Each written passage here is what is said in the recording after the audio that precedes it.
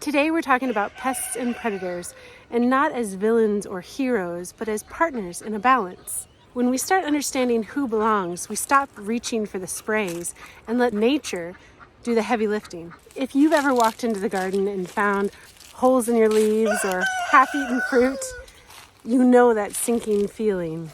That moment of, oh no, what's eating everything I planted?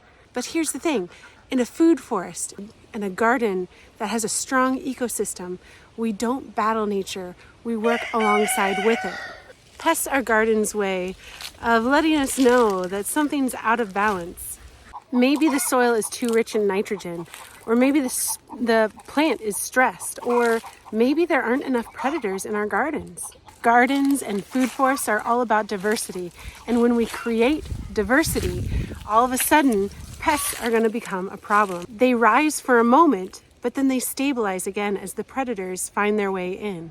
And that's how ecosystems work. There's cycles of imbalance and then recovery. So if your kale or your plums look like something's been eating at them, relax. It's okay. It's part of the process, as long as you go and do the things that we're going to talk about in this video. For every pest, there is a predator just waiting for an invitation.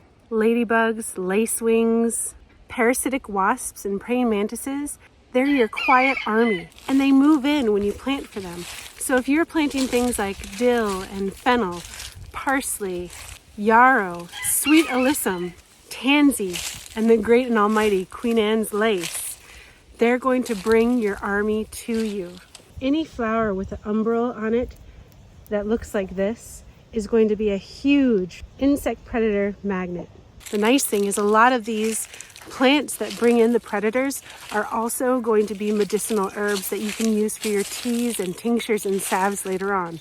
And what's better than having a plant that possesses multiple qualities that are desirous in your food forest or your garden? That's the whole idea, right? We want to have multiple purposes for every plant.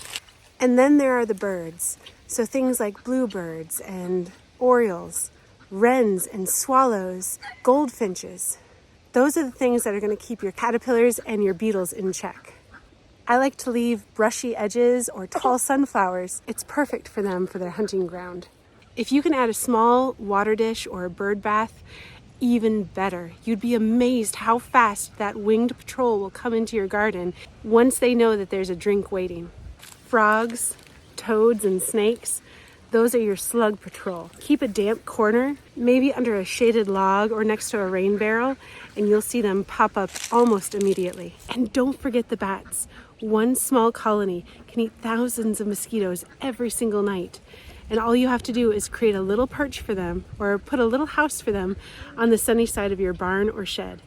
When you see these predators appear, that's when you know your ecosystem is healing itself. Now, plants don't just draw in predators that will protect you from the aphids and the caterpillars and the June bugs. Plants will also deter them as well. So if you plant the proper plants, you'll be able to have kind of a shield around your more desirable plants, or even a trap for them. Many of the herbs that I grow for my apothecary are also perfect plants to not only draw in the predatory insects, but also to push away all the bad insects that we don't want eating and consuming our desirables. Lemon balm repels mosquitoes and flies. Mint deters ants and aphids, although if you want it not taking over, you want to make sure you keep it contained in a pot. But I planted mine straight into the ground, and I love when it grows wild. Rosemary and thyme are perfect for keeping away cabbage moths. Sage and oregano discourages beetles. Chamomile, calendula, and yarrow are your herbal pest controls as well. I love that as I'm harvesting for teas and tinctures, those plants are also protecting the garden. Trap crops are also a wonderful tool that you can have in your gardens and food forest. Trap crops are basically a plant that says, hey, I'm over here, eat me instead. Nasturtiums lure aphids and flea beetles away from your greens. Radishes lure off flea beetles before they can get to your brassicas. Marigolds help protect your tomatoes from nematodes and whiteflies. And if you've ever heard of the squash vine borer, make sure you plant some Hubbard squash nearby, and they will go to that first. And they'll leave your zucchini alone. Plants are part of nature. And so when you build a garden, you're bringing nature into a unit that you're creating. And so you can't expect perfection from nature. It's going to be a little bit messy sometimes. So don't expect perfection. Let's practice distraction. If you want to create balance in your food forest or your garden, sometimes that balance basically comes down to the structure. A shallow bowl of water brings toads and other pollinators. Mulch and leaves shelter beetles that devour slug eggs. And brush piles give wrens and snakes a place to live and hide. When we leave little pockets of wildness, we leave room for life to return. And I've said this many, many times, but a tidy garden looks really great and nice for pictures, but a little bit of a messy one leaves room for all your allies. Every leaf, twig, and stem has a purpose. So yes, we're planting for our pollinators and for our predatory insects, and we're planting for birds and for snakes, and we're leaving places to hide for toads and beetles. But at what point do we look at this and say, this is enough, we need to intervene? There are still times that we want to intervene, but we need to make sure that we do it gently. I hand pick the larger pests like hornworms and beetles. Sometimes I'll prune out a badly infested branch if it has caterpillars on it. And then I get to feed it to the chickens, which they love.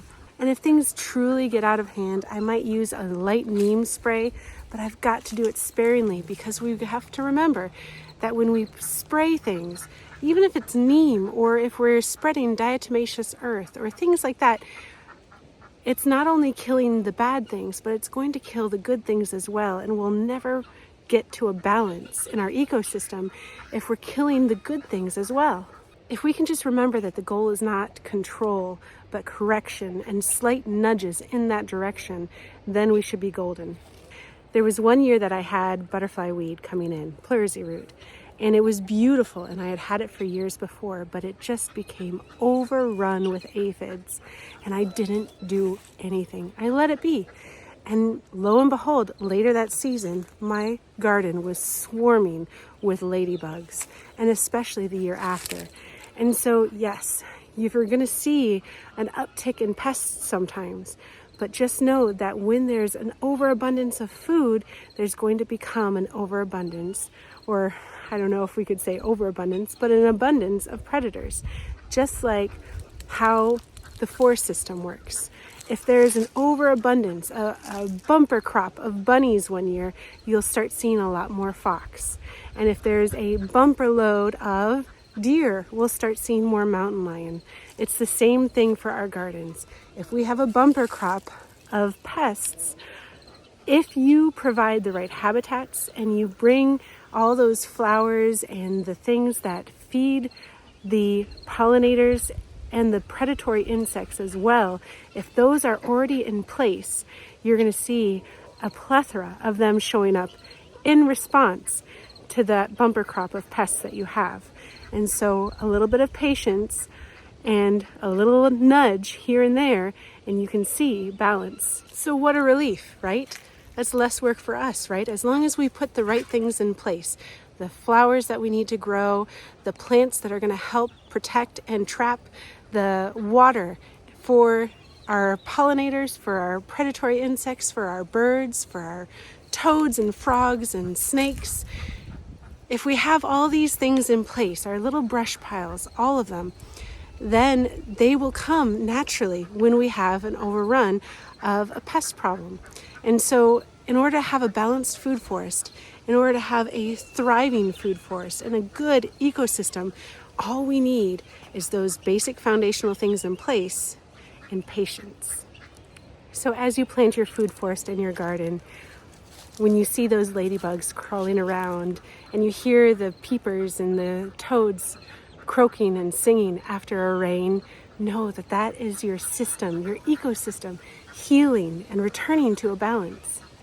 If you'd like to go deeper into this subject, members you can download the Pests and Predators Members Guide, and I'll have that posted on our community page with the same post that has the video thumbnail that you see on this one. And for those of you who are not members, I do have a free download for you, and I hope that you enjoy it. And I hope that you try out the membership, because there's quite a lot of value that goes into being a member of Fay Hollow Homestead. And if you want to know how to bring water into your ecosystem, which is one of the key ingredients to being able to have a very thriving, predatory abundance in your gardens and food forest, check out the video below. It's all about ways to bring water into your food forest so that it can thrive as an ecosystem and your plants can be happy and healthy. So until next time, I hope you guys have a wonderful day and stay blessed.